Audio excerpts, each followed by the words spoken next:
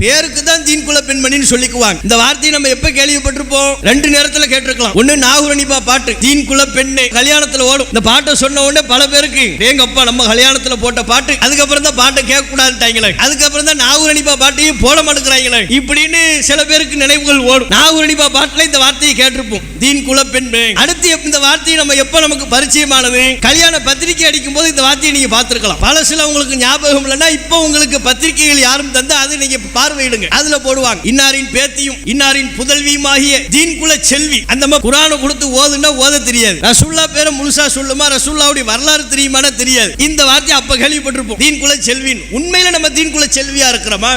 இஸ்லாமிய மார்க்கம் கருப்பு கலரில் தான் பர்தா அணிய வேண்டும் என்று உத்தரவிடவில்லை. அவங்க விரும்பிய கலர்ல அணியலாம். ஆனா கலர் சேஞ்ச் மட்டும் இப்ப பார்க்கிறது இல்லை. புர்கா கடைக்கு போனோம்னா டிசைன் இதெல்லாம் புர்காவா என்று கேள்வி எழுப்பக்கூடிய அளவிற்கு இருக்கிறது. கண்ணாடி வச்சு புர்கா ஃபுல்லா எங்க பார்த்தாலும் கண்ணாடி, பின்னாடி ஃபுல்லா கண்ணாடியா, பின்னாடி ஃபுல்லா கண்ணாடி எதுக்கு? வரவும் போறவங்க அதை பார்த்து தலை சீவறதுக்கா தேவையா? அப்படிப்பட்ட புர்கா நமக்கு தேவையா? கண்ணாடி வச்சு எதுக்கு புர்கான்னு கேட்கிறேன். டைட் புர்கா, அந்த புர்கா இந்த புர்கான்னு பல்வேறு விதமான பெயர்களை சொல்கிறார்கள். அது ஒரு சுடிதார் மாதிரி, சேலை மாதிரி, அது ஒரு தனி ஆடை. மார்க்க தொடர்பில்லாத பெண்கள் அப்படித்தான் பார்க்கிறாங்க. அது மானத்தை மறைக்கக்கூடிய ஆடையாக, இறையச்சமிக்க ஒரு ஆடையாக அதனை அவர்கள் பார்ப்பதில்லை. இந்த ஆடை தான் எனக்கு சிறந்தது. அல்லாஹ் அப்படித்தானே சொல்றான். மனதை தூய்மைப்படுத்தக்கூடியது, மன நிறைவை தரக்கூடியது, நம்மோடு கலந்து வாழக்கூடிய, நம்மின் மீது நேசத்தை வெளிப்படுத்துகிற பிற சமூகத்தில் உள்ளவர்கள், இந்து மதத்தை சார்ந்தவர்கள், ஏனைய மதங்களில் உள்ள பெண்கள் கூட இஸ்லாம் அணிந்து கொள்ளக்கூடிய புர்கா என்பது சிறந்த ஆடையாக இருக்கிறது. நாங்களும் இந்த ட்ரெஸ் போடலாமா, எங்களுக்கு இந்த புர்கா தருவீங்களா என்று விரும்பி கேட்கிறார்கள்.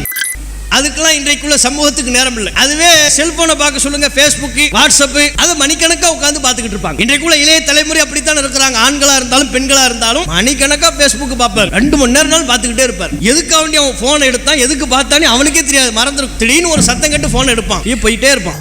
அப்படியே 1.5 மணி நேரமா போட்டு தேய்ப்பார். அதுதான் சொல்லுவாங்க, காலையில் எழுந்த உடனே பல்ல தேய்க்கிறானா இல்லையோ எல்லாரும் செல்ல தேய்க்கிறாங்க.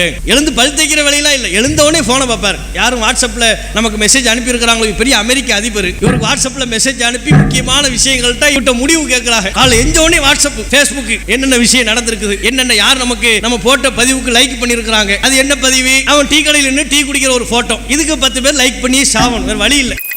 கண்ணியத்திற்குரிய எல்லாம் உள்ள அல்லாஹ்வின் நல்லடியார்களே, தீன்குல பெண்களே, தீனில் நிலைத்திருங்கள் என்கிற தலைப்பில் இஸ்லாமிய மார்க்கம் பெண்களுக்கு முதன்மைப்படுத்தி சொல்லக்கூடிய மார்க்க அறிவுரைகளை இந்த சபையில் அமர்ந்திருக்கிற நம்ம அனைவருக்குமாக நினைவூட்ட விரும்புகிறோம்.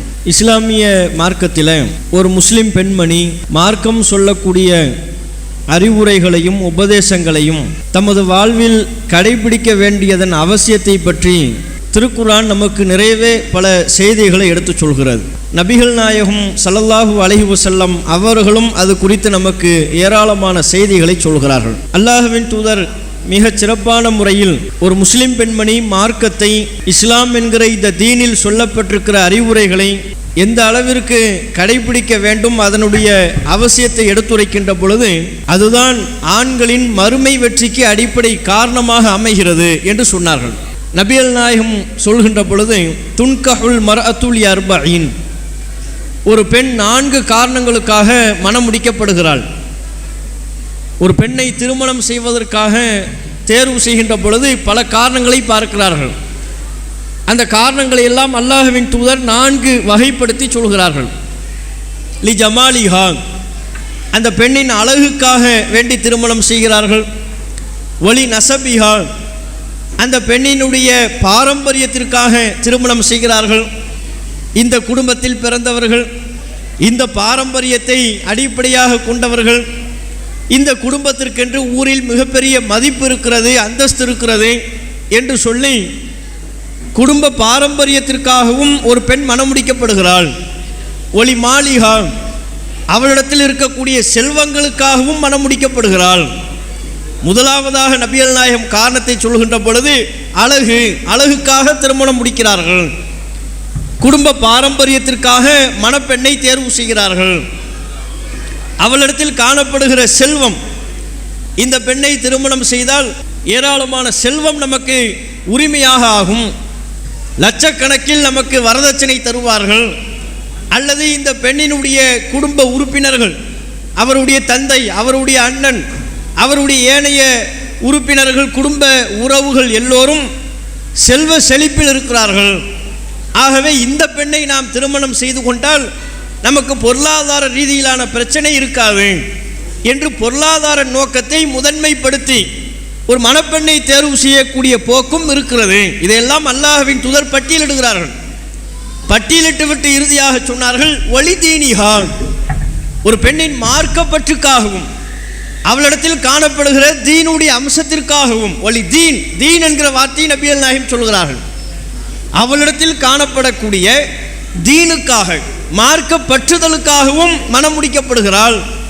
இந்த நான்கையும் பட்டியலிட்டு விட்டு நபிகள் நாயகம் ஆண்களுக்கு அறிவுரை சொன்னார்கள், ஃபல்ஃபர் பிதாத்தி தீன், மார்க்க பற்றுடையவளை, தீன் குல பெண்மணியை திருமணம் செய்து உன்னுடைய மறுமை வாழ்க்கையில் நீ வெற்றியை பெற்றுக்கொள் என்று சொன்னார்கள். அப்போ ஒரு ஆணின் வெற்றி என்பது ஒரு பெண்ணிடத்தில் காணப்படுகிற மார்க்கப்பற்றை அடிப்படையாக கொண்டு நபிகள் நாயகம் வரையறுக்கிறார்கள். தீன் உள்ள, மார்க்கத்தினுடைய பற்றுள்ள பெண்களை மணமுடிக்கின்ற பொழுது அது அந்த ஆணின் அல்லது அந்த குடும்பத்தின் மறுமை வெற்றிக்கு அடித்தளம் விடுகிறது. என்ன காரணம்? மார்க்கத்தை முதன்மைப்படுத்தி செயல்படக்கூடிய பெண்களாக உருவாகிவிட்டால் பெண்கள் தான் பெரிதிலும் பெரிதாக ஒரு குடும்பத்தினுடைய அமைப்பை, குடும்பத்தின் போக்கை தீர்மானிக்கிறார்கள். அந்த குடும்ப தலைவரினுடைய செயல்பாட்டில் அதிகமாக ஆதிக்கம் செலுத்துகிறார்கள். குடும்பத்தினுடைய பிள்ளைகளை உருவாக்குவதில், அவருடைய எதிர்காலத்தை கட்டமைப்பதில் பெண்களுக்கு மிகப்பெரிய பங்கு இருக்கிறது. அல்லாஹ்வின் தூதர் சொல்கின்ற பொழுது, குல்லுக்கும் ராயின், உங்களில் அனைவரும் பொறுப்பாளர்கள், ஃபகுல்லுக்கும் மஸ்ஊலுன் அன் ரஇயத்திஹி, நீங்கள் அனைவரும் தத்தமது பொறுப்பை பற்றி விசாரிக்கப்படுவீர்கள். எல்லோரும் மறுமை நாளில் அவர்களுக்கென்று வழங்கப்பட்டிருக்கிற பொறுப்பை பற்றி விசாரிக்கப்படுவீர்கள் என்று சொல்லிவிட்டு, ஃபல் மர்அத்து ராயியத்துன் ஃபி பைத்தி பஅலிஹா வ வலதிஹி, ஒவ்வொரு பெண்ணும் தன்னுடைய கணவனின் வீட்டிற்கும் அந்த கணவன் மூலமாக பெற்றெடுத்த பிள்ளைகளுக்கும் பொறுப்புதாரி. அவர்கள் குறித்து அந்த பெண் விசாரிக்கப்படுவாள். பிள்ளைகள் குறித்து தந்தையிடத்திலும் விசாரணை உண்டு. கூடுதலான விசாரணை பெண்ணுக்கு இருக்கிறது. குடும்ப தலைவி என்கிற அடிப்படையில் அந்த பெண்ணிடத்தில் நபிகள் நாயகம் ஸல்லல்லாஹு அலைஹி வஸல்லம் அவர்கள் அந்த பொறுப்பை வழங்குகிறார்கள். அப்படி என்றால் இந்த செய்தி நமக்கு உணர்த்துவதென்ன? குடும்ப பிள்ளைகளை உருவாக்குவதில், அவர்களுடைய எதிர்காலத்தை கட்டமைப்பதில் பெண்களுக்கு மிகப்பெரிய ஒரு பங்கு இருக்கிறது. ஒரு பெண் சீராகிவிட்டால் குடும்பம் சீராகிவிடும். ஒரு பெண் சிக்கனத்தை கடைபிடிப்பவளாக இருந்தால் அந்த குடும்பம் சிக்கனத்தை நோக்கி செல்லக்கூடியதாக மாறிவிடும் எல்லா விதத்திலையும். அப்போ ஒரு பெண்ணு தான் குடும்பத்தின் போக்கை தீர்மானிப்பதில் அதிக பங்காற்றுகிறாள். ஆகவே தான் நபிகள் நாயகம் சொன்னார்கள், நீ அழகை பார்க்காதே, அவளிடத்தில் இருக்கக்கூடிய பொருளாதாரத்தை பார்க்காதே, அவளின் குடும்பம் என்ன, வம்சாவளி என்ன, பாரம்பரியம் என்ன, இவற்றையெல்லாம் புறந்தள்ளு, மார்க்கத்தை முன்னிறுத்து. அவளிடத்தில் தொழுகை இருக்கிறதா, அவளிடத்தில் வணக்க வழிபாடுகளின் மீதான ஆர்வம் இருக்கிறதா, குர்ஆனுடனான தொடர்பு இருக்கிறதா, அல்லாஹ்வின் அச்சத்தை முன்னிறுத்தி செயல்படக்கூடியவளாக இருக்கிறாளா, இந்த மார்க்கப்பற்றை நீ போதுமாக்கிக் கொள் என்று சொல்கிறார்கள். அப்போ ஒவ்வொரு பெண்களிடத்திலையும் அல்லாஹுவை நம்புகிற, நபிகள் நாயகத்தை இறை தூதராக ஏற்று பின்பற்றுகிற ஒவ்வொரு முஸ்லிம் பெண்களும் தங்களுக்கு முதன்மையாக இஸ்லாமிய மார்க்க பற்றை அடிப்படையாக கொண்டு செயல்பட வேண்டும் என்பதை நபிகள் நாயகம் வலியுறுத்துகிறார்கள். இன்னும் ஒரு முறை அல்லாஹ்வின் தூதர் சொன்னார்கள், நபித்தோழர்களில் சிலர் தாங்கள் சேமிக்கக்கூடிய பொருளாதாரத்தை பற்றி பேசிக் கொண்டிருந்தார்கள். தங்கத்தை பற்றி, வெள்ளியை பற்றி, சேகரிக்கப்படுகிற பொற்குவியல்களை பற்றி பேசினார்கள். அதன் மீது நபித்தோழர்களுக்கு சின்ன அளவில் ஒரு ஆர்வம் இருக்கிறது என்பதை உணர்ந்த பொழுது நபிகள் நாயகம் நபித்தோழர்களுக்கு சொல்ல வேண்டிய செய்திகளை சொல்லிவிட்டு முத்தாய்ப்பாக குறிப்பிட்டார்கள், அலா அதுல்லுக்கும் அலாமா யக்னிசுல் மர்உ, ஒரு மனிதன் திரட்டக்கூடிய செல்வங்களில், ஒரு மனிதன் சேமிக்கக்கூடிய சேமிப்புகளிலேயே சிறந்த செல்வம் எதுவென்று நான் சொல்லட்டுமா அப்படின்னு கேட்டாங்க. அவங்க பேச்சு தங்கம் வெள்ளியை பற்றி, அந்த செல்வத்தை, பொருளாதாரத்தை திரட்டுவதை பற்றி, சேமிப்பதை பற்றி. அந்த இடத்தில் நபிகள் நாயகம் சொன்னார்கள், தங்கம் தங்கம் என்று அழைகிறார்கள், வெள்ளி என்று அழைகிறார்கள், பொருளாதாரத்தின் பின்னே செல்கிறார்கள், எல்லாம் சரி, அதுக்குரிய கடமையை கொடுத்து விட வேண்டும், அதையும் சொல்லிட்டாங்க. ஆனால் இவற்றையெல்லாம் மிஞ்சக்கூடிய, தங்கம் வெள்ளி போன்ற பொற்குவியல்களை மிஞ்சக்கூடிய ஒரு செல்வம், அந்த செல்வத்தை தான் ஒரு ஆண் திரட்டுவதற்கு முனைப்பு காட்ட வேண்டும், அதிக ஆர்வம் காட்ட வேண்டும், ஈடுபாடு கொள்ள வேண்டும். அப்படிப்பட்ட செல்வத்தை உங்களுக்கு நான் சொல்லவா என்று கேள்வி எழுப்பினார்கள். நபி தோழர்கள் ஆமோதித்த அல்லாஹ்வின் தூதரை எங்களுக்கு சொல்லுங்கள் என்று கேட்ட பொழுது நபிகள் நாயகம் சொன்ன பதில் அல் மர்அத்து சாலிஹா, நல்ல ஒழுக்கம் உள்ள மார்க்கப்பற்றுள்ள தீனை பின்பற்றுகிற பெண்மணி என்று சொன்னார்கள். தீனை நிலைநாட்டுகிற பெண்மணி, தீன் குல பெண்மணி. தீன் குல பெண்மணி தான் நீ திரட்டக்கூடிய தங்கத்தை விட மேலானவள், நீ திரட்டக்கூடிய ஏனைய பொருளாதாரங்களை விட ஒரு நல்ல மார்க்கத்தை கடைபிடிக்கக்கூடிய பெண் சிறந்த செல்வம் என்று நபிகள் நாயகம் ஸல்லல்லாஹு அலைஹி வஸல்லம் அவர்கள் நமக்கு வலியுறுத்துகிறார்கள். இன்றைக்கு முஸ்லிம் பெண்மணிகள், இஸ்லாத்தில் இருப்பதாக சொல்லிக் கொள்ளக்கூடிய தாய்மார்கள் மார்க்கத்தின் இத்தகைய உபதேசங்களை நினைவில் நிறுத்தி மார்க்கத்திற்கு முன்னுரிமை கொடுத்து மார்க்கத்தை பின்பற்றக்கூடியவர்களாக, உண்மையிலேயே இந்த தீன், இந்த இஸ்லாம் என்கிற தீன் என்ன நமக்கு சொல்கிறதோ அதனை தங்களுடைய வாழ்வில் நடைமுறைப்படுத்தக்கூடியவர்களாக இருக்கிறார்களா? பேருக்கு தான் தீன் குல பெண்மணின்னு சொல்லிக்குவாங்க. இந்த வார்த்தையை நம்ம எப்போ கேள்விப்பட்டிருப்போம்? ரெண்டு நேரத்தில் கேட்டிருக்கலாம். ஒன்று நாகூரணிப்பா பாட்டு, தீன் குல பெண்ணே, எப்போ கல்யாணத்தில் ஓடும். இந்த பாட்டை சொன்ன உடனே பல பேருக்கு அடேங்கப்பா நம்ம கல்யாணத்தில் போட்ட பாட்டு, அதுக்கப்புறம் தான் பாட்டை கேட்கக்கூடாதுட்டாங்களே, அதுக்கப்புறம் தான் நாகூரணிப்பா பாட்டையும் போட மாட்டேங்கிறாங்களே இப்படின்னு சில பேருக்கு நினைவுகள் ஓடும். நாகூரணிப்பா பாட்டில் இந்த வார்த்தையை கேட்டிருப்போம், தீன் குல பெண்ணே அப்படின்னு சொல்லி நிறைய படிப்பார். அடுத்து இந்த வார்த்தையை நம்ம எப்போ நமக்கு பரிச்சயமானது? கல்யாண பத்திரிக்கை அடிக்கும்போது இந்த வார்த்தையை நீங்கள் பார்த்துருக்கலாம். பல சில உங்களுக்கு ஞாபகம் இல்லைன்னா இப்போ உங்களுக்கு பத்திரிகைகள் யாரும் தந்து அதை நீங்கள் பார்வையிடுங்க. அதில் போடுவாங்க, என்ன போடுவாங்க? அந்த ஆணுக்கும் பெண்ணுக்கும் இன்னாருக்கும் திருமணம். அந்த இன்னார் யாருங்கிறதுக்கு பெரிய பெரிய பார்த்தா இன்னாரின் பேரனும் இன்னாரின் புதல்வனுமாகிய தீன் குல செல்வன். யாருக்கு? அவருக்கு பட்டம், அவருக்கு பட்டம் தீன் குல செல்வன். அப்படி இந்த பக்கம் பெண்ணுக்கு கொடுப்பாங்க, இன்னாரின் பேத்தியும் இன்னாரின் புதல்வியுமாகிய தீன் குல செல்வி. அந்த மாதிரி பள்ளிவாசலுக்கே வந்திருக்காது. குரானை கொடுத்து ஓதுன்னா ஓத தெரியாது. ரசூல்லா பேரை முழுசா சொல்லுமா, ரசூல்லாவுடைய வரலாறு தெரியுமானா தெரியாது. அவங்களுக்கு பட்டம் என்ன? தீன் குல செல்வி. இந்த வார்த்தையை அப்போ கேள்விப்பட்டிருப்போம்.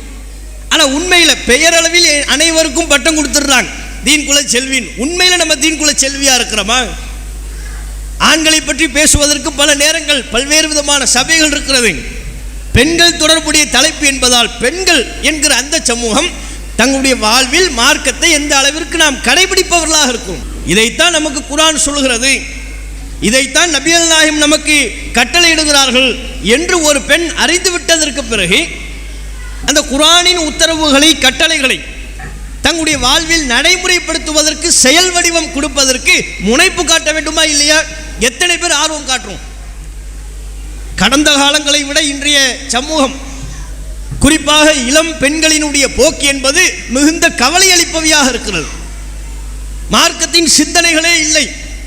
மார்க்கம் சொல்லக்கூடிய ஒழுங்குமுறைகளை தங்களுடைய வாழ்வில், அத்தகைய ஒழுங்குமுறைகளை விட்டு வெகு தொலைவில் இருக்கிறார்கள். இஸ்லாத்தின் வாடையே இல்லாமல் பல பெண்கள் உருவாகி கொண்டிருக்கிறார்கள்.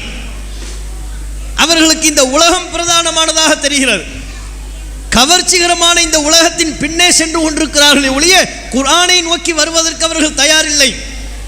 நபிகள் நாயகத்தின் அறிவுரைகளை நோக்கி அவற்றை தங்களுடைய வாழ்வில் பிரதிபலிப்பதற்கு தயாரில்லை.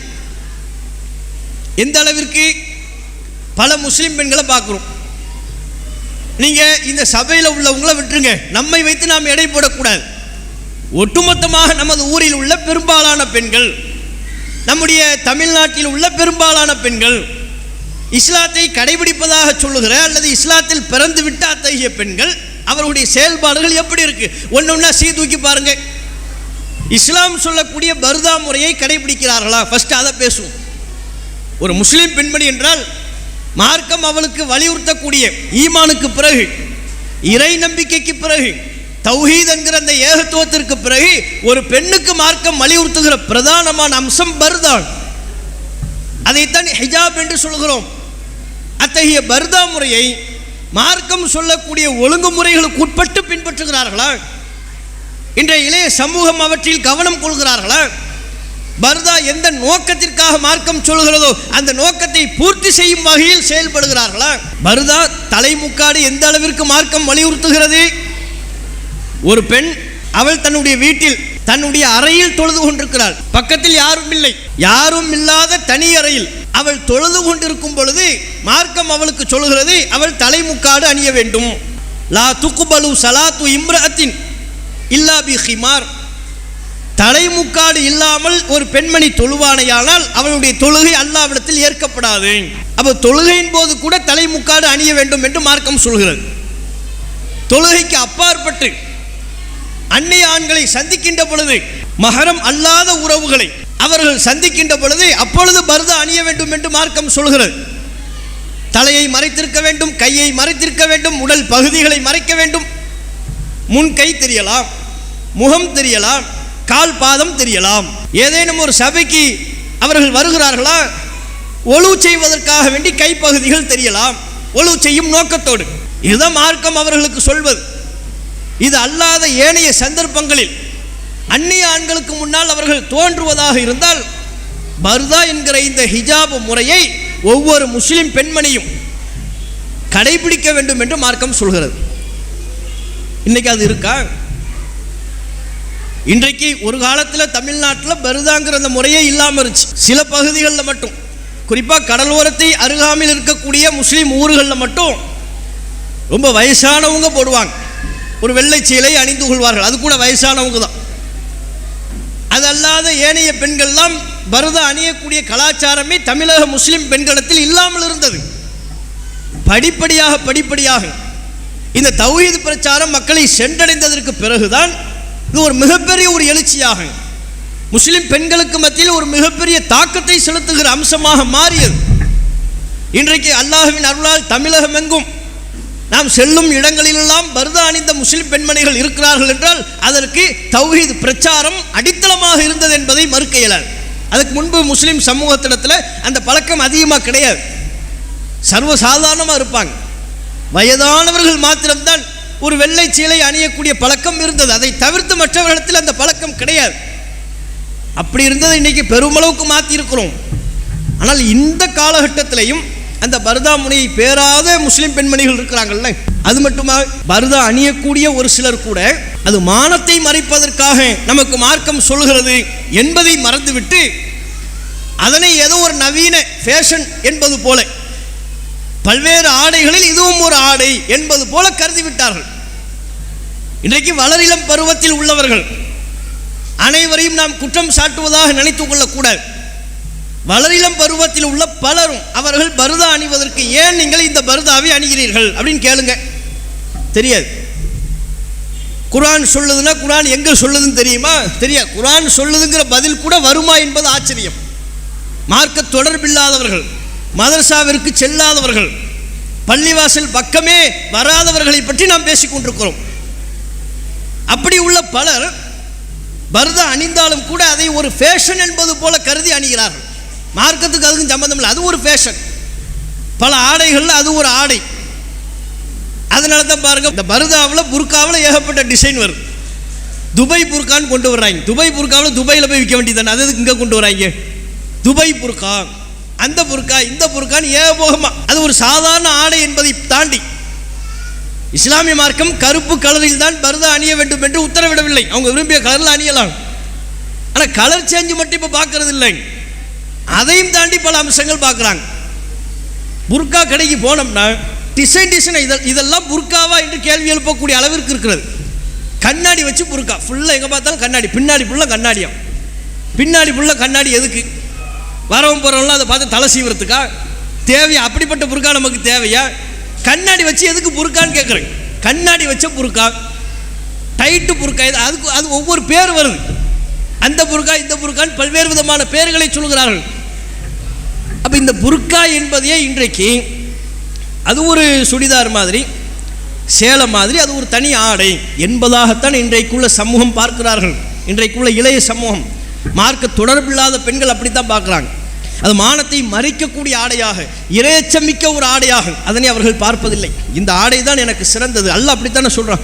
பெண்களுக்கு அல்லாஹ் சொல்லும் பொழுது குல்லி அஸ்வாஜிக்க ஓ பனாத்திக்க ஓ நிசாஇல் முஃமினீன், நபியே உங்கள் மனைவியருக்கும் உங்கள் பெண் பிள்ளைகளுக்கும் மூமினான பெண்களுக்கும் சொல்லுங்கள், யூதினீன அலைஹின்ன மின் ஜலாபிபிஹின்ன, அவர்கள் ஜில்பாப் எனும் ஆடையை அணியட்டும். ஜில்பாப்னா புர்கா. புர்காவை அணிந்து கொள்ளட்டும். ஏனைய வசனங்களில் சொல்லும் பொழுது அதுதான் அவர்களுக்கு தூய்மையான ஆடை என்று சொல்கிறான். அது தூய்மையானது, மனதை தூய்மைப்படுத்தக்கூடியது, மன நிறைவை தரக்கூடியது. பிற சமூகத்தில் உள்ள பெண்கள், நம்மோடு கலந்து வாழக்கூடிய, நம்மின் மீது நேசத்தை வெளிப்படுத்துகிற பிற சமூகத்தில் உள்ளவர்கள், இந்து மதத்தை சார்ந்தவர்கள், ஏனைய மதங்களில் உள்ள பெண்கள் கூட இஸ்லாம் அணிந்து கொள்ளக்கூடிய புர்கா என்பது சிறந்த ஆடையாக இருக்கிறது. நாங்களும் இந்த ட்ரெஸ் போடலாமா, எங்களுக்கு இந்த புர்கா தருவீங்களா என்று விரும்பி கேட்கிறார்கள்.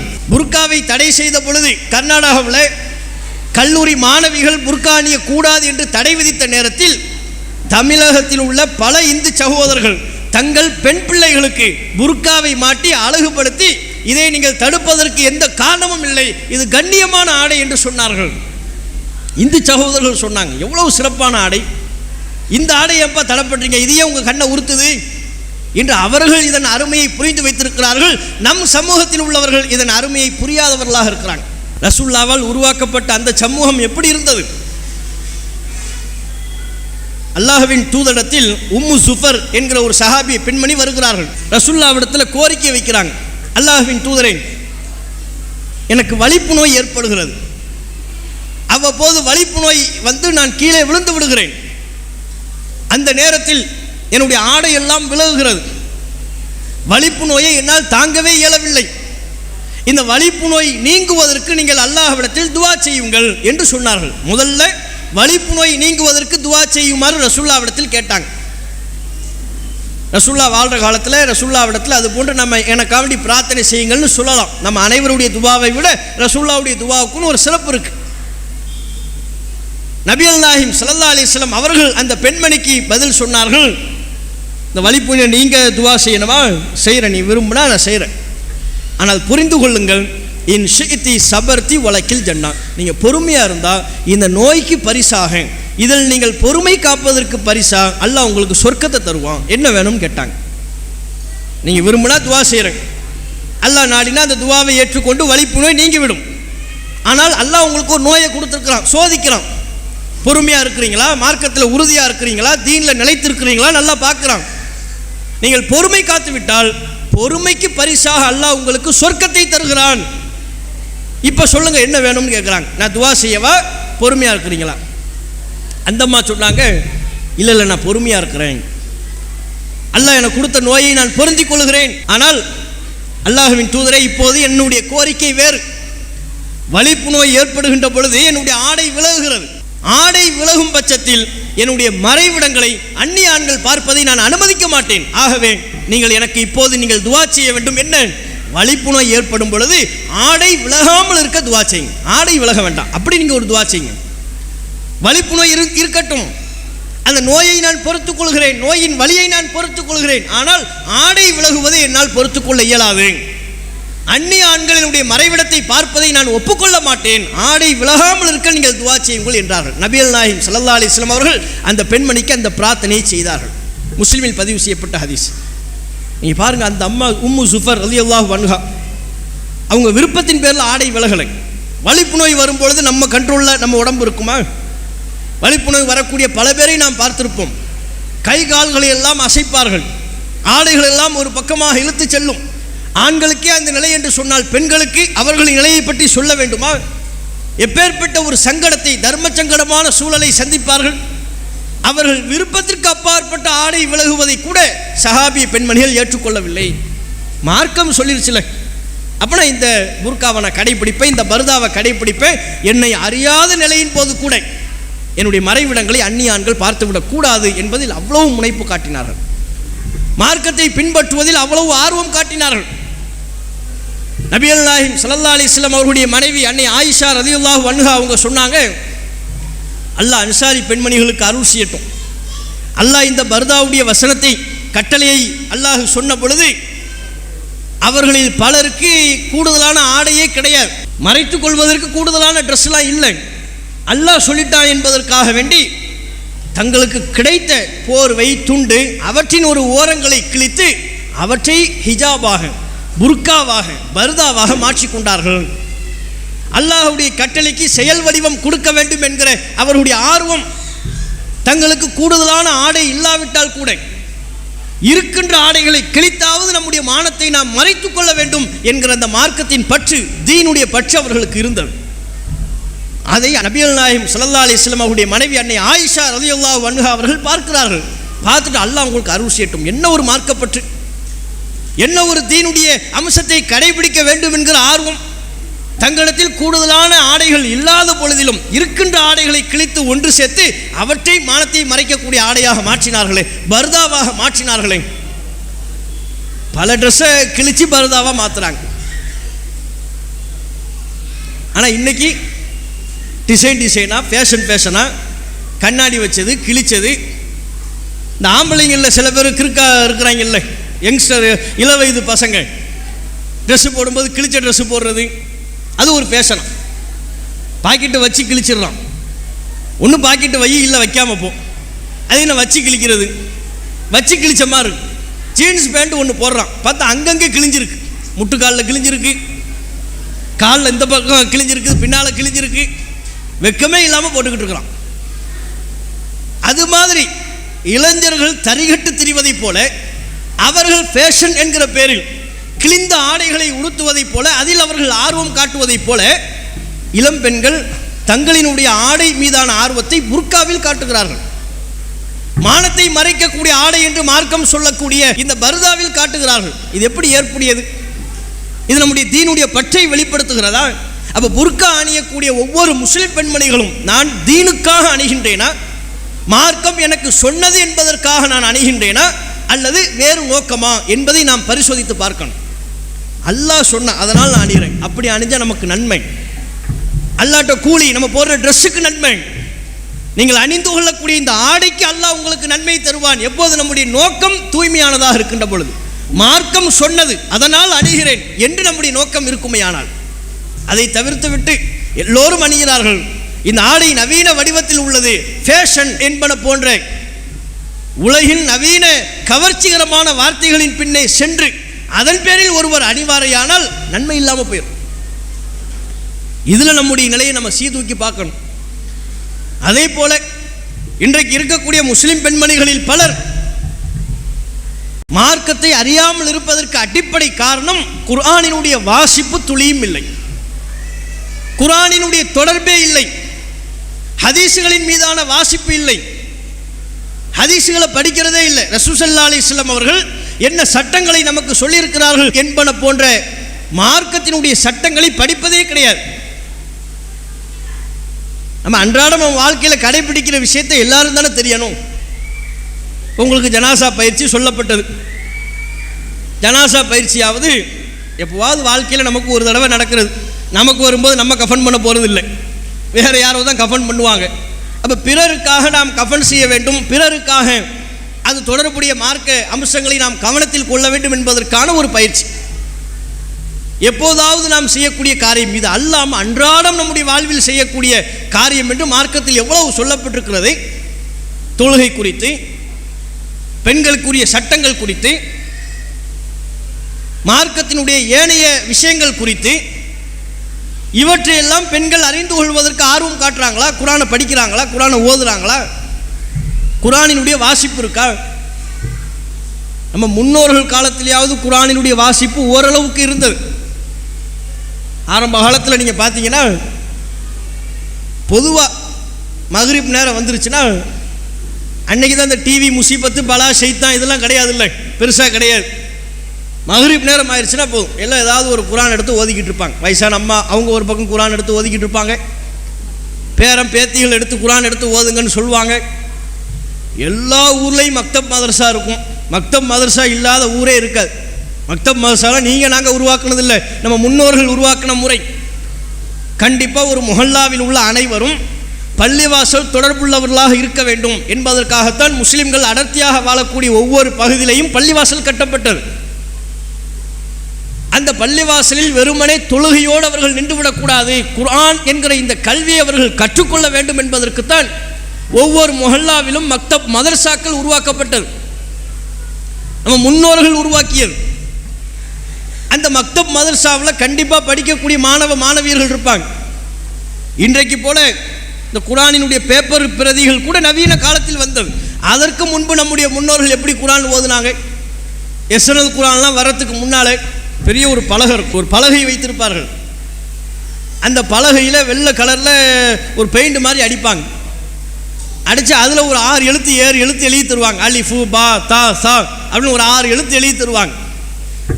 அது எழுதுனா அவ்வளோ சீக்கிரத்தில் அழிக்க முடியாது. ஒரு வாரத்துக்கு அதுதான். அது நன்றாக ஓதி முடித்ததற்கு பிறகு, ஆசிரியரிடத்தில் சொல்லி முடித்ததற்கு பிறகு, அது ஒரு தண்ணியை ஊற்றி அல்லது வேறு சில கலவைகளை கலந்து அது நல்ல தேய்ச்சா தான் போகும். அதுக்கப்புறம் ஆசிரியர் புதிய எழுத்துக்களை கற்றுத் தருவார், புதிய குர்ஆனின் வசனங்களை சொல்லித் தருவார். இப்படித்தான் கற்றுக்கொண்டார்கள். அப்போ வீடுகளில் குர்ஆன் ஓதுவாங்க, வீடுகளில் பிள்ளைகளை குர்ஆன் ஓத சொல்லுவாங்க. ஒவ்வொரு நாளும் மாலை நேரத்தில் குர்ஆன் ஓதக்கூடிய வழக்கம் தமிழகம் முழுக்க பல்வேறு பகுதிகளில் இருந்தது. ஒவ்வொரு நாளும் இல்லாவிட்டாலும் வியாழக்கிழமை வெள்ளிக்கிழமையெல்லாம் குர்ஆன் ஓதுறது தான். எதை ஓதுறாங்கங்கிறது ரெண்டாவது. ஆனால் வியாழன் வெள்ளி குர்ஆன் ஓதுவாங்க. குர்ஆனில் உள்ள சில அத்தியாயங்களை ஓதுவார்கள். சில அத்தியாயங்களை ஓதுவது பரக்கத் என்று நம்பியும் ஓதினார்கள். அந்த நம்பிக்கைக்கு மார்க்கத்தில் ஆதாரம் இல்லாமல் இருக்கும். ஆனால் குர்ஆனை ஓத வேண்டும் என்கிற அந்த சிந்தனை அவர்களிடத்தில் இருந்தது. இன்னைக்கு மாலை நேரத்தில் குர்ஆன் ஓதக்கூடிய குடும்பத்தை பார்க்க முடியுதா? குடும்பமாக அமர்ந்து குர்ஆனை ஓதக்கூடிய வழக்கமோ, குடும்பத்தில் ஒருவரோ இருவரோ அமர்ந்து ஒரு மாலை நேரம் ஆகிவிட்டால் குர்ஆனை ஓதக்கூடிய படிக்கக்கூடிய வழக்கம் இருக்கா? குர்ஆன் ஓதுறதுக்கெல்லாம் இப்போ வேலை இல்லை. வீடுகளில் குர்ஆன் ஓதப்படுவதில்லை. அல்லாஹ் குர்ஆனில் சொல்கிறான், ஒதுக்குர்ன மா யுத்துலா ஃபி புயூத்திக்குன்ன, நபியே உங்கள் வீடுகளில் எவை ஓதப்படுகிறதோ அவற்றை நீங்கள் அறிவுரையாக சொல்லுங்கள் என்று அல்லாஹ் நபிகள் நாயகத்திற்கு உத்தரவிடுகிறார். அப்படி என்றால் என்ன? ரசூலுல்லாஹ்வுடைய வீடுகளில் ஓதப்பட்டது. ரசூலுல்லாஹ் வெறுமனே பள்ளிவாசலில் மாத்திரம் குர்ஆனை கற்றுக் கொடுப்பவர்களாக இல்லை, வீடுகளில் குர்ஆனை கற்றுக் கொடுத்தார்கள். அல்லாஹ்வின் தூதருடைய இல்லங்களில் குர்ஆன் ஓதப்பட்டது. நபித்தோழர்களினுடைய வீடுகளில் குர்ஆன் ஓதப்பட்டது. வீடுகளில் உள்ள ஏனைய பெண்கள், சஹாபிய பெண்மணிகள் அனைவரும் குர்ஆனை ஓதுபவர்களாக இருந்தார்கள். உம்மு யாக்கூப் என்கிற ஒரு சஹாபிய பெண்மணியை பற்றி பார்க்கிறோம். ரசூலுல்லாஹ்வுடைய இறப்பிற்கு பிறகு அவங்க ஒரு பயானுக்கு போகிறாங்க. அப்துல்லா பின் மசூத் அவங்க தான் பயான் பண்ணுறாங்க. பயான் பண்ணும்போது ஒரு செய்தியை சொல்கிறார்கள். பச்சை குத்தி விடும் பெண்களையும் பச்சை குத்தி கொள்ளும் பெண்களையும் அல்லாஹ் சபிக்கிறான் அப்படின்னு ஒரு செய்தியை சொல்கிறாங்க. இந்த செய்தியை கேட்கக்கூடிய உம்மு யாக்கூப் ரலியல்லாஹு அன்ஹா அவர்கள் பயான்லாம் முடிச்சுட்டு அப்துல்லா பின் மசூதை சந்திக்கிறாங்க. சந்தித்து கேட்குறாங்க, ஏ அப்துல்லா அவர்களே, நீங்கள் பயானில் ஒரு செய்தி சொன்னீங்க, பச்சை குத்தி விடும் பெண்களையும் பச்சை குத்தி கொள்ளும் பெண்களையும் அல்லாஹ் சபிப்பதாக சொன்னீர்கள். அல்லாஹ் சபிக்கிறான்னு குர்ஆனில் இருக்கா அப்படின்னு கேட்குறாங்க.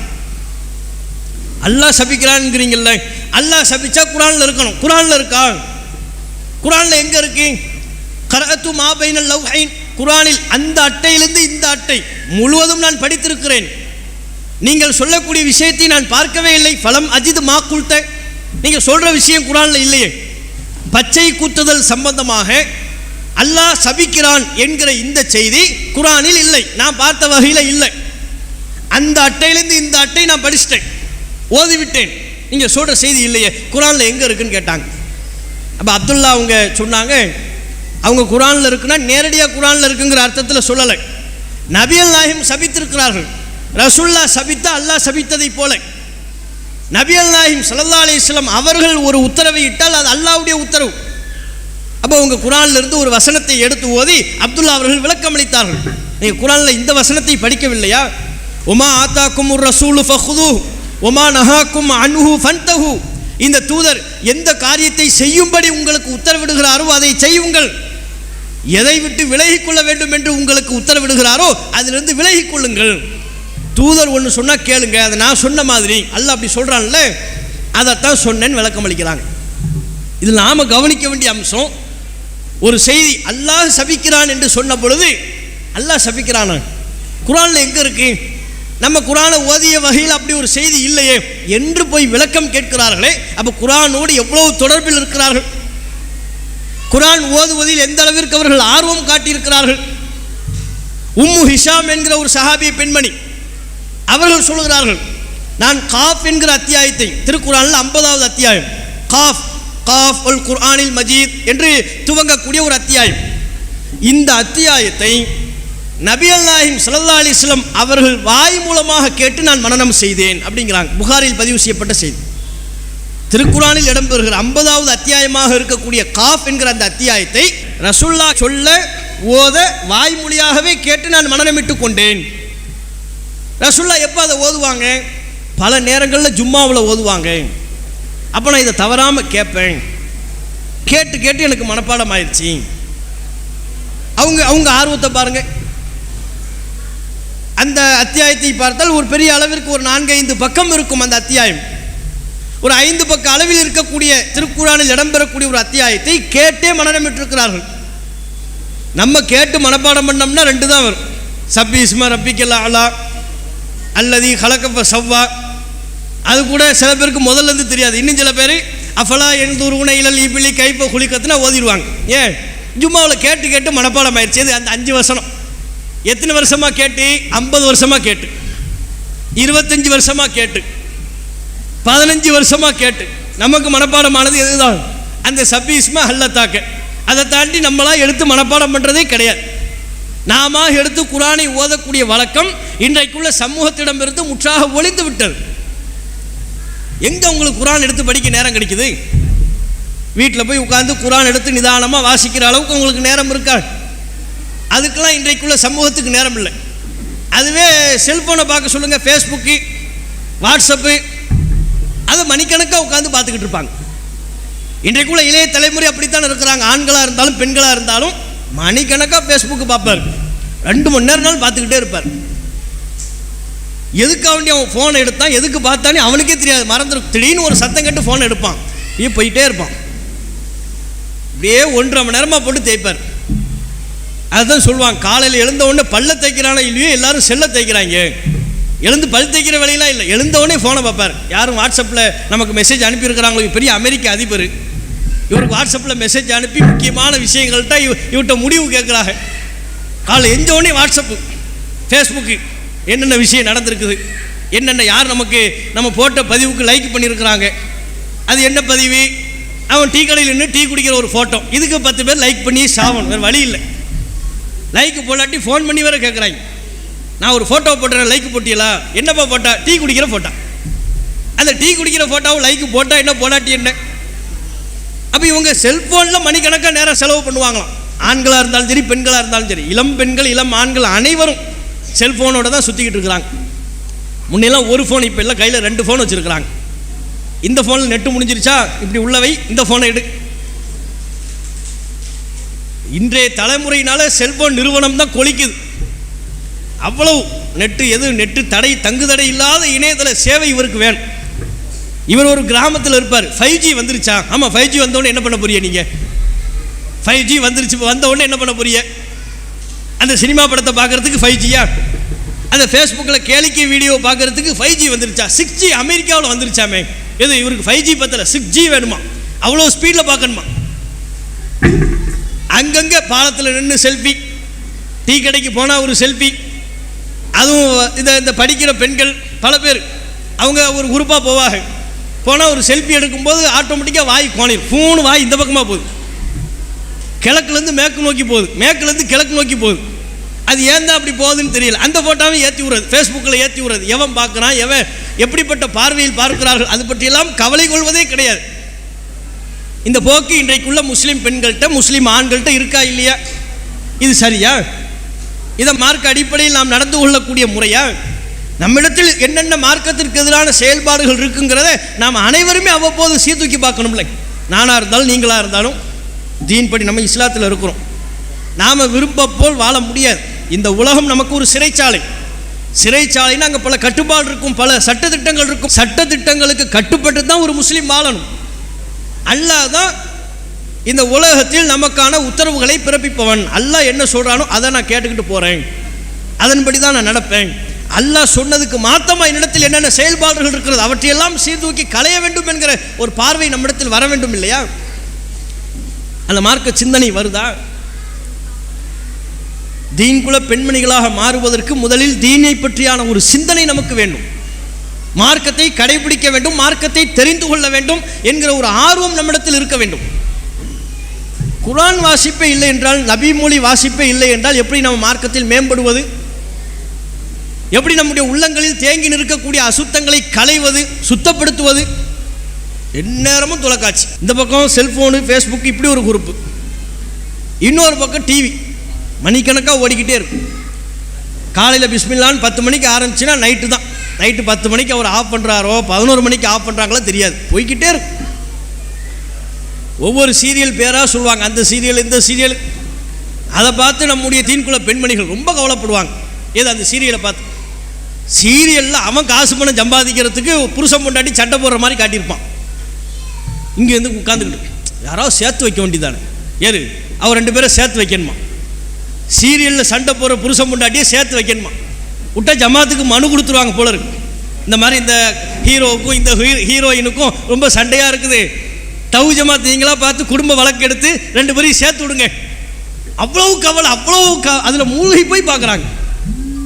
எத்தனை சமூக வலைத்தள வீடியோக்களை நம்ம பார்க்குறோம். இந்த சீரியலில் பித்து பிடிச்சி போய் அதையே மணிக்கணக்காக உட்கார்ந்து பார்த்து அதில் வர்றதையெல்லாம் உண்மைன்னு நம்பி, அல்லது தங்களுக்கு அது நடிப்பு என்று தெரிந்தாலும் உண்மை என்பது போல பாவனை செய்வார்கள். வில்லி கதாபாத்திரத்தை காட்டிட்டாங்கன்னு வைங்க, இங்கேருந்து திட்டுறது, நாசமாக போ, மருமகளை போட்டு இவ்வளோ கொடுமைப்படுத்துறிய. இவன் தான் மருமகளை என்ன கொடுமைப்படுத்துறான்னு அவன் வீட்டில் போய் கேட்டால் தான் தெரியும். அந்த நாடகத்தை பார்த்து இவெல்லாம் ஒரு பொம்பளையா, அந்த மருமகளை இப்படியா கொடுமைப்படுத்துறது, அவ வேற வயிற்றுல மாசமாக இருக்கிறா, என்ன கவலை பாருங்களேன், மாசமாக வேற இருக்கிறான். ஏன் போய் ஒரு பூஸ்ட், ஹார்லிக்ஸு, ஆப்பிள் பழம் 1 கிலோ, மாதுளை ஒரு 1.5 கிலோ எல்லாம் வாங்கி கொடுத்துட்டு விசாரிச்சுட்டு வர்றது. அவ்வளவு அதில் சில நேரம் பார்த்தீங்கன்னு வைங்க, இப்போ தான் சீரியலை தான் 1.5 வருஷமாக ஓட்டுறாங்களே, 2 வருஷம் 3 வருஷம், கல்யாண எபிசோடு மட்டுமே ஒரு வருஷத்துக்கு ஓட்டுறாங்க. மாசமாக இருக்கிறது 10 மாதம் தானே, மாசமாக இருக்கிறது அதில் ஒரு 2 வருஷமாக ஓட்டுவாங்க. மாசமாக இருக்கிறான்னு 2 வருஷம், மொத்தமாக அந்த சீரியல் மொத்தம் 5 வருஷம் 4 வருஷம், அதில் மாசமாக இருக்கிற போர்ஷன் மட்டுமே 2 வருஷம். உலகத்தில் எல்லாரும் மாசமாக இருக்கிறது 10 மாதம் தான்டா. 8 மாதம் 9 மாதத்தில் டெலிவரி ஆயிடுது, தாண்டி போனால் கூட 10 மாதம். இவங்க 2 வருஷமாக மாசமாக இருக்கிறான்னு ஓடும். இவங்களுக்கு கவலையாக இருக்கும், எப்போ டெலிவரின்னு தெரியலையே, சுகப்பிரசவமாக ஆப்ரேஷனா.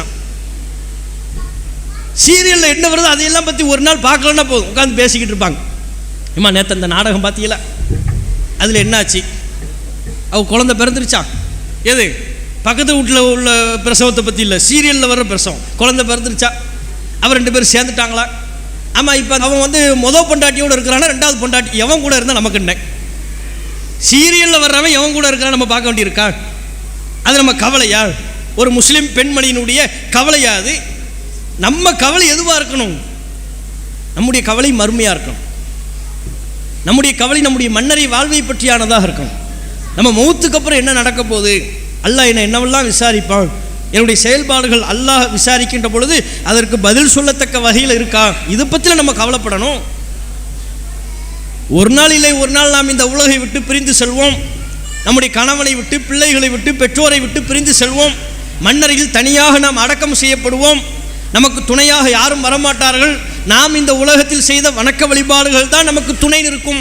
இந்த குர்ஆன் நமக்கு துணை நிற்கும். மார்க்கப்படி நாம் நடந்து கொண்ட செயல்பாடுகள் நமக்கு துணை நிற்கும். அது பற்றி அல்லவா நாம் கவலை கொள்ள வேண்டும்.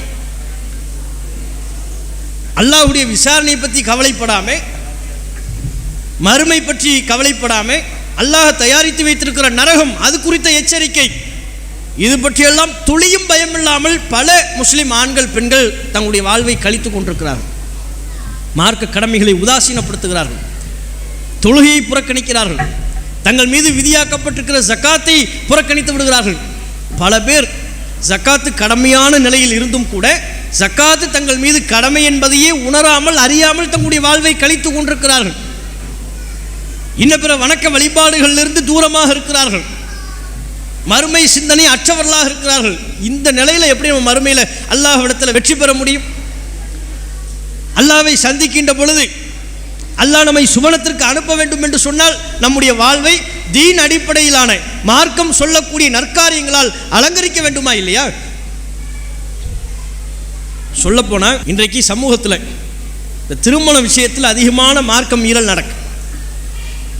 வரதட்சணை, ஆடம்பரம், மார்க்கத்திற்கு எதிரான செயல்பாடுகள், அனாச்சாரங்கள், சினிமா பாட்டு, பல கூத்துக்கள் நடக்குது திருமணத்தில். மார்க்கத்திற்கு சம்பந்தமில்லாத வகையில் திருமணங்களை நடத்துகிறார்கள்.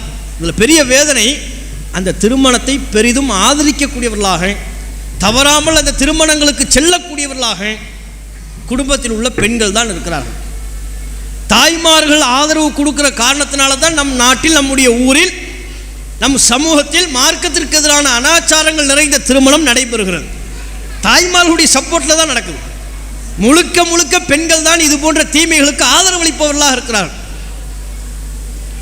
யார் திருமணம்னு சொன்னாலும் போயிடுறது. அது என்ன திருமணம், என்ன நடக்குது அங்கே, அது எப்படிப்பட்ட சபை, எதையும் பார்ப்பதில்லை. தலையில் முக்காடு போட்டு கிளம்பிடுறாங்க. அந்த கல்யாணத்தில் என்ன பார்த்தா டான்ஸ் ஆடுறாங்க, மேடையிலேயே சினிமா பாட்டு படிக்கிறாங்க. சினிமா பாட்டுக்கு மாப்பிள்ளை டான்ஸ் ஆடுறாரு, பொண்ணு டான்ஸ் ஆடுது, குடும்பத்தில் உள்ளவங்க ஆடுறாங்க. நம்ம சமூகத்தில் விருந்து பார்த்தா அவ்வளவு அனாச்சாரமாக விருந்து நடக்குது. இத்தனை அனாச்சாரங்களோடு நடைபெறக்கூடிய ஒரு திருமணத்தில் நாம் போய் பங்கெடுக்கலாமா? அந்த திருமணத்தில் கணவரே ஒரு பேச்சுக்கு நான் போகலை, நான் வரமாட்டேன்னு சொன்னால் நீங்களும் வரணும் அப்படின்னு கணவர்மார்களை அந்த திருமணத்திற்கு அழைக்கிறார்கள். கணவன் தன்னுடைய மனைவியை போக வேண்டாம் என்று சொன்னால், இல்லை இல்லை, இதில் நீங்கள் தடுக்காதீர்கள், நாங்கள் போகத்தான் செய்வோம் என்கிறார்கள். இப்படி மார்க்கத்திற்கு எதிரான அனாச்சாரங்கள் நிறைந்த திருமணத்தை பெண்கள் தான் ஆதரிக்கக்கூடியவர்களாக இருக்கிறாங்க. அல்லாஹ்வை பயப்படணும். உங்க விஷயத்தில் கடந்த காலங்கள் அநியாயம் இழைக்கப்பட்டுச்சா இல்லையா? வரதட்சணை என்கிற பேரில் நம் சமூக பெண்களுக்கு எத்தனை அநியாயங்கள் நடைபெற்றது, அடக்குமுறை நடைபெற்றது. அதனால் எவ்வளோ பெரிய கொடுமைகள் எல்லாம் நம் சமூகத்தில் அரங்கேறியது. இந்த கொடுமைகளை எல்லாம் அனுபவித்த பெண்களே அதே போன்ற திருமணம் சார்ந்த பல்வேறு அனாச்சாரங்களுக்கு, அது போன்ற செயல்பாடுகளுக்கு ஆதரவளிப்பவர்களாக இருந்தால் அல்லாஹ் திருக்குரானில் சொல்கிறான், வக்கது நஸல அலைக்கும் ஃபில் கிதாப், அல்லாஹ் வேதத்தில் உங்களுக்கு அருள் இருக்கிறான், அன் இதா சமிஅத்தும் ஆயாத்தில்லாஹி, அல்லாஹ்வுடைய வசனம் கேலி செய்யப்படுவதை, மறுக்கப்படுவதை நீங்கள் செவியுற்றால் ஃபலா தகுதுமாகும், அவர்களோடு அந்த சபையில் நீங்கள் பங்கெடுக்காதீர்கள், அந்த சபையில் போய் உட்காராதீங்க. மார்க்கத்திற்கு எதிரான சபையா? இதில் எனக்கு வேலை இல்லை. அனாச்சாரங்கள் நிறைந்த திருமணமா? அந்த திருமணத்தில் நான் பங்கெடுக்க மாட்டேன். அதை ஒட்டி நடத்துகிற விருந்தில் நான் பங்கெடுக்க மாட்டேன். என் குடும்பத்தில் உள்ள யாரும் பங்கெடுக்க மாட்டார்கள் என்று தடுக்கக்கூடிய பொறுப்பு பெண்களை சார்ந்தது. அப்படி நாம் ஒவ்வொரு பெண்களும் மார்க்கத்திற்கு எதிராக நடைபெறக்கூடிய திருமணங்களை புறக்கணிக்கிற முடிவில் வந்துவிட்டால் இந்த சமூகத்தில் அனாச்சாரங்கள் உள்ள திருமணம் நடக்காது, குறைஞ்சிரும், வெகுவாக குறைஞ்சிரும். கேட்குறதே இவங்களா தான் இருக்கிறாங்க. உன் மகளுக்கு கல்யாணம் வச்சு என்ன கூப்பிட்டியா, நீ என்ன சாப்பாடு போட்ட, இதெல்லாம் ஒரு சாப்பாடா, இன்னும் ஒன்றுமே இல்லை, இது ஒரு கல்யாணம் கூட, இளவு வீடு மாதிரி இருக்குது, சாவு வீடு மாதிரி இருக்குது, மாப்பிள்ளைக்கு மாலை இல்லை, அங்கங்கே இன்னிசை கச்சேரிகள் இல்லை என்று அத்தனை அனாச்சாரங்களையும் தூண்டுபவர்களாக மாறிவிடுகிறார்கள். அல்லாஹ்வை பயப்படணும். இறைச்சம் தான் நமக்கு அடிப்படை. நீங்கள் அத்தனை இறை தூதர்களின் வாழ்க்கை வரலாற்றை பாருங்கள். பல இறை தூதர்கள் தாங்கள் சத்தியத்தில் நிலைத்திருப்பதற்கு அவர்களுடைய மனைவிமார்கள் சப்போர்ட்டாக இருந்தாங்க. ஒரு சிலரை தவிர பல இறை தூதர்கள் அவர்கள் தங்களுடைய நபித்துவ வாழ்க்கையில் பரிபூர்ணமாக தங்களுடைய வாழ்க்கையை மக்களுக்கு சமர்ப்பிப்பதற்கு, இந்த பிரச்சாரத்திற்காக அர்ப்பணிப்பதற்கு அவர்களுடைய மனைவிமார்கள் சப்போர்ட்டாக இருந்தாங்க. ரசூலுல்லாஹ்வுக்கு அன்னை ஹதீஜா ரலியல்லாஹு அன்ஹா அவர்களுடைய ஆதரவு மிகப்பெரிய ஆதரவு. இப்ராஹிம் அலைஹிஸ்ஸலாம் அவர்களுக்கு அவருடைய மனைவி ஹாஜர் அவர்களுடைய ஆதரவு, சாரா அவர்களின் ஆதரவு மிகப்பெரிய ஆதரவு. ஒவ்வொரு சஹாபி ஆண்கள், அந்த சஹாபி ஆண்கள் இந்த மார்க்கத்திற்காக பாடுபடுவதற்கு, இந்த மார்க்கத்தை மக்கள் மத்தியில் பரப்புவதற்கு அவர்களுடைய மனைவிமார்கள் மிகப்பெரிய ஆதரவை வழங்கினார்கள். இந்த மார்க்கம் என்பது வெறுமனே ஆண்களின் உழைப்பில் மட்டுமல்ல, பல சஹாபிய பெண்மணிகளின் உழைப்பும் இந்த மார்க்கத்தில் அடங்கியிருக்கிறது. கணவன்மார்களின் உழைப்பு மட்டுமல்ல, பல மனைவிமார்களின் உழைப்பு இங்கே அடங்கியிருக்கிறது. அதை பற்றி பேச வேண்டுமென்றால் அவ்வளோ பெரிய வரலாறு இருக்கிறது. வெறுமனே ஆண்களின் வரலாற்றை பற்றி மாத்திரம் பேசிவிட்டு இஸ்லாமிய வரலாற்றை நாம் முடித்துவிட முடியாது.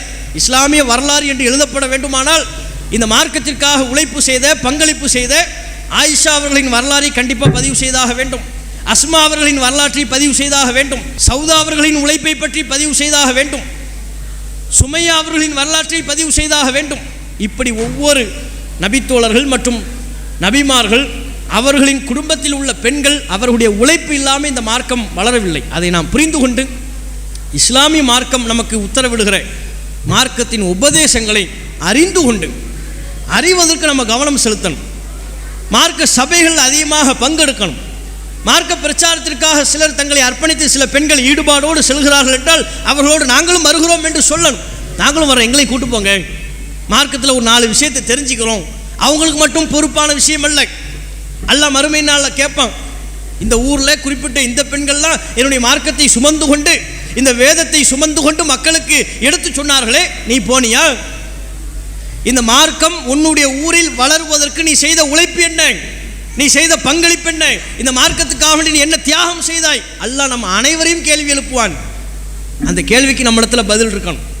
வெறுமனே அவங்க பார்த்துக்குவாங்க இவங்க பார்த்துக்குவாங்க, அதான் அந்த 5 பேர் போகிறாங்கல்ல, அவங்க போயிட்டு வரட்டும் என்று நாம் இருப்போமே. ஆனால் 5 பேர் மட்டும் சொர்க்கம் போனால் போதுமா? மறுமை நாளில் நம்முடைய செயல்பாடுகளையும் அங்கீகரித்து சுவனத்திற்குள்ளே நாம் நுழைய வேண்டும் என்று ஆசைப்படுகிறோம் அல்லவா? அப்படி என்றால் குர்ஆனின் தொடர்பை அதிகரித்து, பள்ளிவாசல் தொடர்பை அதிகரித்து, மார்க்க சபைகளின் தொடர்பை அதிகரித்து மார்க்கம் சொல்லக்கூடிய உபதேசங்களை நம்முடைய வாழ்வில் நாம் நடைமுறைப்படுத்த வேண்டும். அத்தகைய நல்வாய்ப்பினை அல்லாஹ் ரப்புல் ஆலமீன் நம் அனைவருக்கும் தந்தருள்வானாக என்று கேட்டு என்னுடைய உரையை நிறைவு செய்து கொள்கிறேன். அஸ்ஸலாமு அலைக்கும் வரஹ்மத்துல்லாஹி வபரகாத்துஹு. இஸ்லாம் மற்றும் சமுதாய செய்திகளை அறிந்து கொள்ள தமிழ்நாடு தௌஹீத் ஜமாஅத் யூடியூப் பக்கத்தை உடனடியாக சப்ஸ்கிரைப் செய்து கொள்ளுங்கள். மேலும் பெல் பட்டனையும் கிளிக் செய்து கொள்ளுங்கள்.